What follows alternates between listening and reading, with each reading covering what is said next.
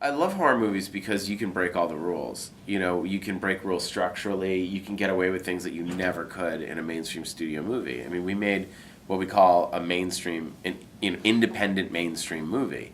And we shot it in Chile in English language for the entire world. But part of the fun of shooting in Chile is if we had shot Aftershock in America, it would have cost $25 million. Because we did everything practically. There's 99% practical, 1% CG in the movie. And we're really, really smashing things. And we got to film in locations that hadn't been fixed or cleaned up since the earthquake, like the cemetery. I remember when I'm pinned under this giant piece of concrete. I looked over and I saw there are all the tombs are all stacked up like filing cabinets.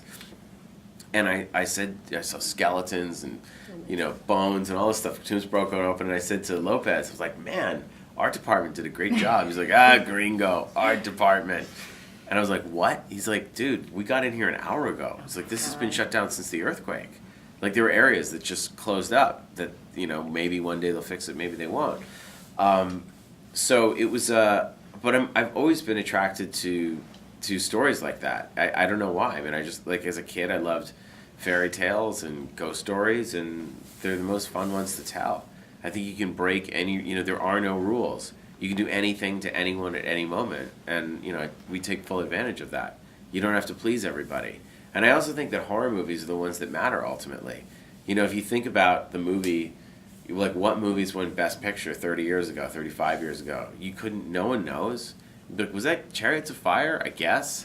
But then you see Evil Dead being remade, and these movies, Reanimator, the musical, these movies that really, really hit a chord with pop culture, sometimes it takes years, but they're never forgotten.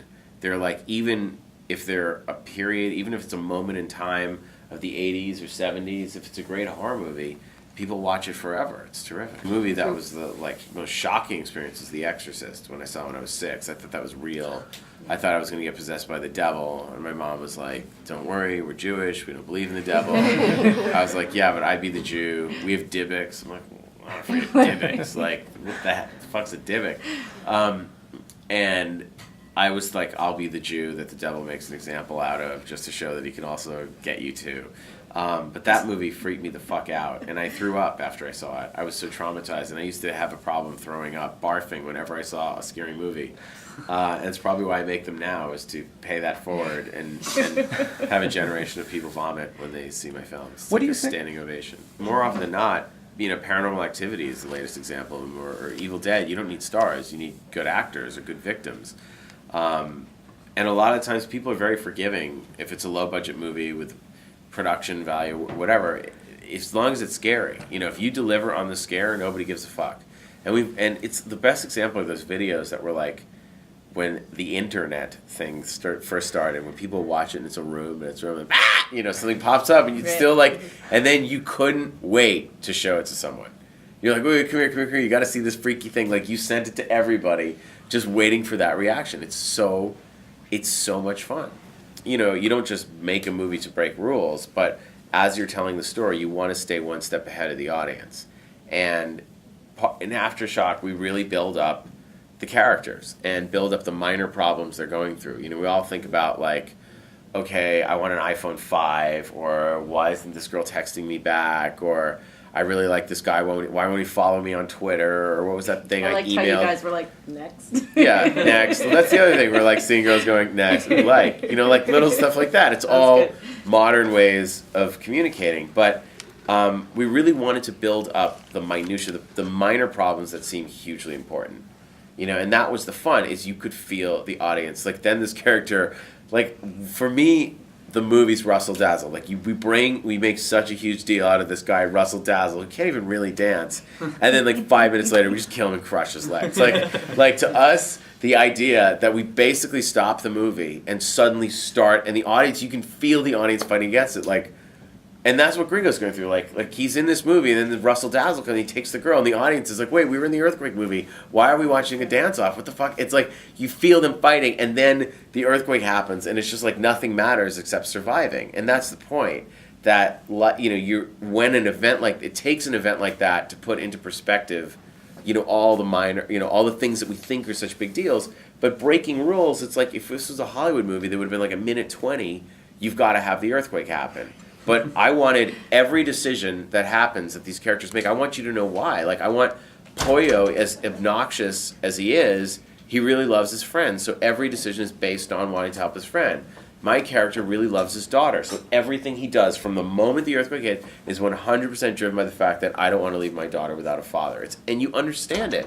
So that when horrible things happen, you have people do selfish things and selfless things. And we show, the movie is really about moral choices. And we could break the rules by having characters do things that we understand and we see them doing, but it's like, oh God, you're like cringing in pain that they're making that choice, but you get it. You get why they do it. It's a human choice. And I think that's what makes the movie so fucking upsetting. It's that you're watching people, like, we'd all love to be the hero in those situations, but in reality, you're not. And talking to Nicolas Lopez, I mean, all that stuff that happens in the movie, all of it really happened to different people that he knew.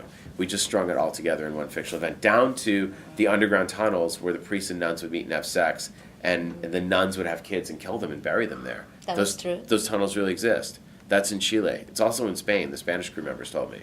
But it's something that's, like, not talked about. It's a very, like, see that? You can make me look like such a pussy. Like fucking cappuccino. The way you can break the rule is you can tell the most interesting story. You can tell the story that shocks people, that disturbs them, that's maybe not going to leave some people feeling good, that's going to really upset others, and some people appreciate that, and other times it takes, people have an idea of what a movie is and what that movie is going to be, and a lot of the times their first reaction is them fighting, wishing you had done this. Like, I remember someone was like, I hated Hostel 2 because what I wanted to see was blah, blah, blah, blah, blah, blah. And it's like, you hated the movie because the movie wasn't the movie you had in your head. You're not watching the movie. You're fighting the movie. You're not going with the story. So it's fun to force people, get them to settle down and focus and get them into your story and then take them to upsetting and dangerous places. That's what I think makes movies interesting.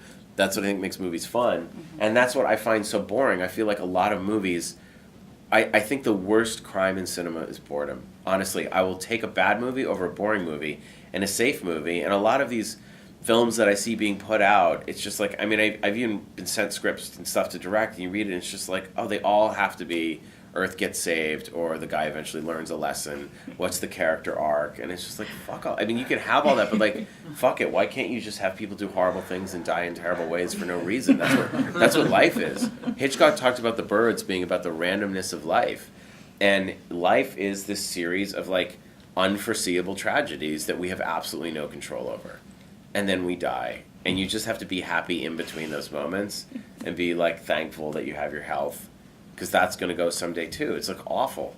And then you see it in the movie and somehow it really, I don't know, it upsets people. I think it's hilarious. The reaction to this movie simply there's no way the reaction could be worse than 3:34 a.m., which was the Chilean art film made 1 year, like as soon as the tragedy happened, they started the production of 3:34 a.m. And they said, this is the story of the earthquake. And the movie was so bad. People were like, this fucking sucks. It's just terrible. And they said, well, the money will go to the victims and the families. And they made a shitty movie. And people were mad the movie sucked. People were like, this is a terrible movie. So we said we're not going to do that. We're not going to try and make the serious movie talking about that night and the survival. The Impossible was incredible, but this is very different. We fictionalized it. We wanted to tell an exciting action story and base it in real events. It's based in that earthquake loosely, but it's not that earthquake. We talk about the miners, where the mine incident happened after the earthquake. And we wanted to, the Chileans love it because actually we're showing the first part of Chile looks really fun. Mm-hmm. The vineyards and the clubs and the restaurant and the girls. Feedback from them? Yeah, they love it. So far the response has been incredible because also when society falls apart, it's not Chileans behaving badly, it's humans. It's the way humans react when there's no rules. The prisons break open anywhere. There's going to be rioting and looting and rapes and killing civilians for their clothing. And the tsunami panicking, all that stuff really happened. So when we were filming the scenes in the club, all those actors, everybody had lived through that. And they were covered in dust, and it was an oddly therapeutic for them to film it. It was weird. Like Lorenza Izzo was in a club at 3:30 in the morning, and next thing you know, her and her friends were running through plate glass windows to escape because it was all going to collapse. and there were like shards of glass in all of them and in their hair. I mean, you're at a club on the last weekend of summer, so you're in like a mini skirt and heels, and you're like dancing, and you're drunk, and you're literally running for your life minutes later. And she said that the music didn't stop. It was like it was like surreal. But people losing limbs, people getting crushed. I mean, that's Nico told me about. He told me one story about a girl he knew that was on a first date with a guy, and they parked somewhere overlooking the city. The earthquake happened, and rocks dropped down and landed on the car on top of the guy's head, and the guy was fully paralyzed. And the girl's sitting there, and she had to like move him to the back seat. This guy she's on a first date with, and then she didn't drive stick, and she had to drive. She's like trying to drive the car down the hill to get him to a hospital, which was terrifying enough. Even if she knew how to drive stick, and we didn't put that in the movie, but that was like there were so many examples like that from that night that it's like this is their lives, and you have a right to tell a story about it. And by the way, any movie is exploitation if you think about it. If someone's charging money to tell a story, it's exploiting subject matter in one form or another. And Latin people love horror movies. The Latin Americans, they've been driving the horror box office. Not all, but they've been supporting horror. That's what drove Evil Dead.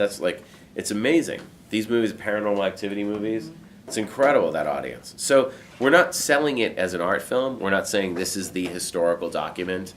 And it makes Chile look really fun for a period of time. But I think they're going to love it. So far, the reaction's been great. They know what to expect from me and Nicolas, too. Mm-hmm. They know what they're getting. I had the best time of my life on Aftershock. I mean, the first part of the movie was we started shooting before we shot, while we were scouting. What's so cool is Nico's so smart. His movie, Promedio Rojo, all his films are on Netflix. I highly recommend them with English subtitles. Promedio Rojo, they call it Latin American Pie. It's Pollo and Ariel. It's the same cast.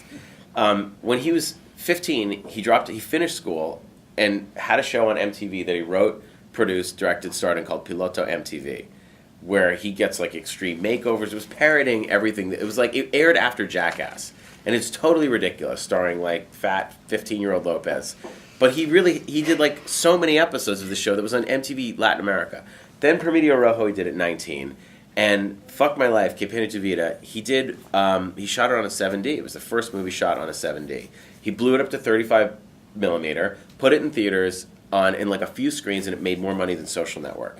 So it became a phenomenon in Chile, because the kids were seeing themselves on the screen. Then he made that's Que Pena Tu Vida, Fuck My Life. Then he made Que Pena Tu Boda, Fuck My Wedding, and then Que Pena Tu Familia, Fuck My Family, where I have a small cameo in that.